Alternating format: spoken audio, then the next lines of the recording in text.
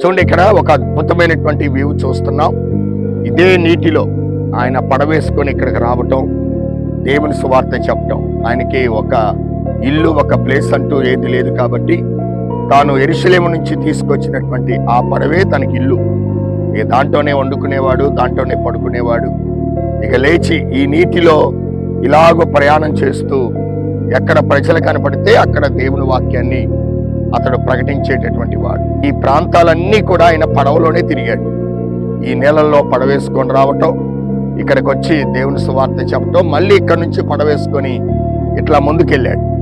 మొత్తం ఆయన 7.5 చర్చీలు మన భారతదేశంలో ఆయన స్థాపించాడు.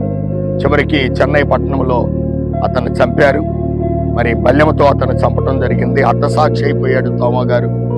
తర్వాత అతని దేహాన్ని రోముకు తీసుకుని వెళ్ళారు. కాబట్టి ఇలాంటి గొప్ప సేవకుడు మరి తోమా గారు, ప్రభు యొక్క శిష్యులలో ఒకడైనటువంటి తోమా. నిజంగా మొదట్లో అనుమానపు తోమా అని మనం పిలిచాం కానీ తర్వాత అతడే గొప్పగా మన భారతదేశానికి దేవుని సువార్తను తీసుకొచ్చాడు. ఈరోజు మనందరం కూడా మన పాపముల నుంచి బయటకు వచ్చామంటే, శాపాల నుంచి బయటకు వచ్చామంటే అది తోమా గారి వలనని మనం గుర్తుపెట్టుకోవాలి.